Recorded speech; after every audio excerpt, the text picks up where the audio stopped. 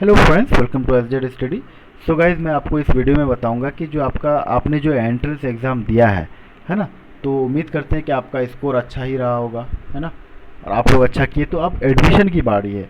तो रिज़ल्ट के कितने दिन बाद आपका एडमिशन हो जाएगा, इस वीडियो में जानने को मिलेगा। एडमिशन ऑनलाइन होगा या ऑफलाइन, ये भी आपको इस वीडियो में जानने को मिलेगा। ऑनलाइन होगा तो इससे क्या फ़ायदा क्या नुकसान होगा, ऑफलाइन होगा तो इससे क्या फ़ायदा क्या नुकसान है, ये सब इस वीडियो में आपको जानने को मिलेगा, ठीक है। और कब तक आपका एडमिशन हो जाएगा, रिजल्ट आने के कितने दिन बाद आप एडमिशन आप कर सकते हैं, एडमिशन के लिए कैंपस आएंगे, क्या क्या चीज़ें ज़रूरी बातें हैं, सब कुछ हम बात करेंगे इस वीडियो में एडमिशन से रिलेटेड। और एडमिशन से रिलेटेड बात स्टार्ट करने से पहले मैं कुछ बातें बताऊंगा उन स्टूडेंट्स को जिनका मार्क्स जो है 30 बिलो है, बिलो 30 मार्क्स है, यानी 25, 24, 20, 26 इस तरह के मार्क्स हैं, तो उनके बारे में कुछ मैं बताऊंगा, ठीक है। तो आप लोग 1 मिनट वेट कीजिएगा, जो बच्चे जो है एडमिशन का प्रोसेस समझने के लिए वीडियो पे आए हैं, ठीक है। 1 मिनट सिर्फ, इन बच्चों को भी बहुत ज़रूरी होता है बताना, ताकि मतलब उनका टाइम ख़राब ना हो। ओके गाइज, चैनल पर नए हैं तो चैनल को सब्सक्राइब ज़रूर कीजिए एंड लाइक कीजिए इस वीडियो को। स्टार्ट करते हैं हम वीडियो आज का। तो गाइज देखिए, सबसे पहले मैं उन स्टूडेंट्स को कहना चाहता हूँ जिनका बिलो 30 मार्क्स है, यानी 30 मार्क्स के नीचे जिनका बन रहा है। तो गाइज आप लोगों के लिए मैं एक चीज़ सजेस्ट करना चाहता हूँ कि अगर आपका एडमिशन कहीं पे हो रहा है, किसी और यूनिवर्सिटी में, किसी स्टेट यूनिवर्सिटी में, किसी कॉलेज में, तो आप एडमिशन ले लीजिए, ठीक है। एडमिशन, हाँ, ये गलत नहीं, आप वेट कीजिए, एमयू का हो सकता है, क्योंकि वेटिंग अच्छा खासा क्लियर हो जाता है जब ऑफलाइन होता है। तो ऑफलाइन अगर होता तो 30 मार्क्स में बीए ऑनर्स में हो जाता है एडमिशन, ठीक है। लेकिन अगर ऑफलाइन नहीं हुआ, ऑनलाइन हुआ, तो फिर चांस बहुत कम है। वैसे ऑफलाइन में भी चांस बहुत कम है बिलो 30 का, है ना। तो आप लोग प्लीज़ एडमिशन कहीं ले लीजिए, ईयर बर्बाद मत कीजिए। हाँ, लेकिन जिन स्टूडेंट्स को जो है एडमिशन नहीं लेना है, उनको जो है नहीं, मुझे फिर से तैयारी करना है एमयू के लिए, जामिया के लिए मुझे फिर से तैयारी करना है, तो आप लोग पढ़ाई अपना स्टार्ट कर दीजिए, है ना। बाकी इन्फॉर्मेशन आते रहता है, रिजल्ट अभी नहीं आया है, तो अपना टाइम बर्बाद मत कीजिएगा। इसमें पहले से ही मैं बताते आ रहा हूँ, सबको कह रहा हूँ, टाइम नहीं बर्बाद करना, टाइम का यूज़ करना। ओके गाइज, तो उम्मीद करते हैं आप लोग समझ गए होंगे, ठीक है। आज का जो वीडियो का जो टॉपिक था वो एडमिशन को लेके था, कि एडमिशन जो आपका होगा वो ऑनलाइन होगा या ऑफलाइन होगा, है ना।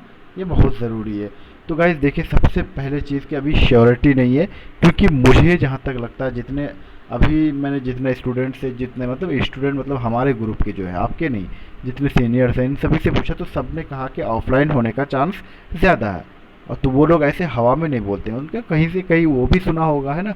अगर उससे आगे वाला जो सुना तो किसी ऑफिशियल पर्सन से सुना होगा, चाहे वो कंट्रोलर ऑफिस का कोई स्टाफ बोला हो या जैसे भी हो।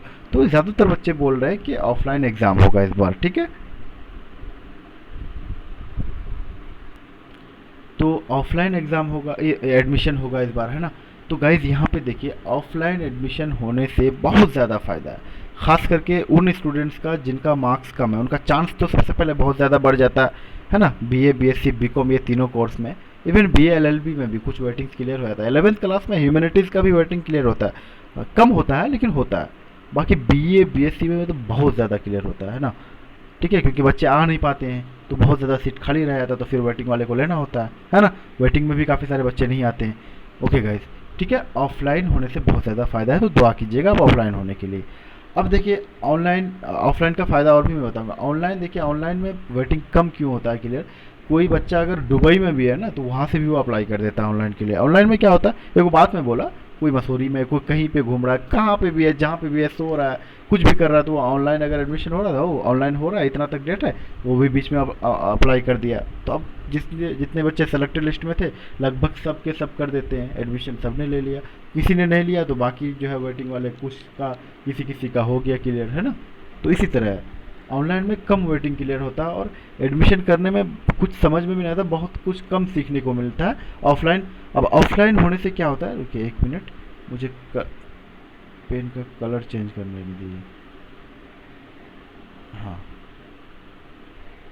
ऑफलाइन अगर आपका एडमिशन हो रहा है तो इसमें आपको फ़ायदा क्या होगा।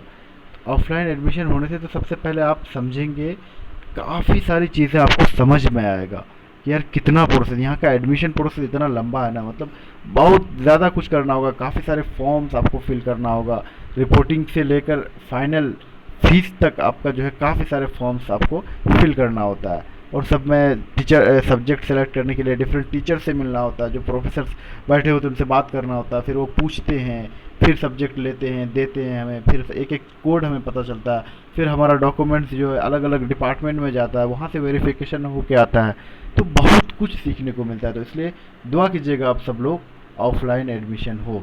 ऑफलाइन एडमिशन होने का सब 2-3 फ़ायदा मैंने आपको बताया। सबसे पहले कि आपको जो है काफ़ी कुछ सीखने को मिलेगा। दूसरा जो मैंने आपको बताया कि जो बच्चे वेटिंग लिस्ट में है उनका जो है एडमिशन होने का चांस काफ़ी ज़्यादा हो जाता है ना। और बाकी सब्जेक्ट के अकॉर्डिंग जो है आप ऑनलाइन में तब भी भरोसा नहीं होता कि कौन सा सब्जेक्ट मिलेगा हमको। ऑनलाइन एडमिशन होने में बिलीव नहीं हो कर पाएंगे ना आप, श्योरिटी कुछ नहीं होता है कि आपका कौन सा, क्योंकि वहाँ पे प्रेफरेंस देना होता है, उसके अकॉर्डिंग जो है आपको आपको चूज़ करना होता है। 4-5 ऑप्शन आप देते हैं कि फर्स्ट प्रायोरिटी मेरा इसमें है, सेकंड इसमें है, थर्ड इसमें है, उस तरह के जो है आपको आपके ऑप्शन होते हैं, उसमें से जिसमें सीट वैकेंसी होता है वो सब्जेक्ट आपको मिल जाता है। तो फिर भी एक डाउट रहता है मन में कि जो है मिलेगा कि नहीं हमको मेरा चॉइस का सब्जेक्ट। लेकिन ऑफलाइन में ऐसा कुछ नहीं, आप रिपोर्टिंग के लिए पहुँचे उसी टाइम आप फॉर्म में फिल करेंगे मुझे ये सब्जेक्ट चाहिए, और सेलेक्टेड लिस्ट में है तो आपका तो वो सब्जेक्ट मिल जाएगा आपको, है ना। ऑफलाइन में ऐसा होता है। तो इसलिए मैं भी सोच रहा हूँ, आप भी सोचिए, और सोचने से तो वैसे कुछ नहीं होगा, लेकिन जो होने का वही होगा।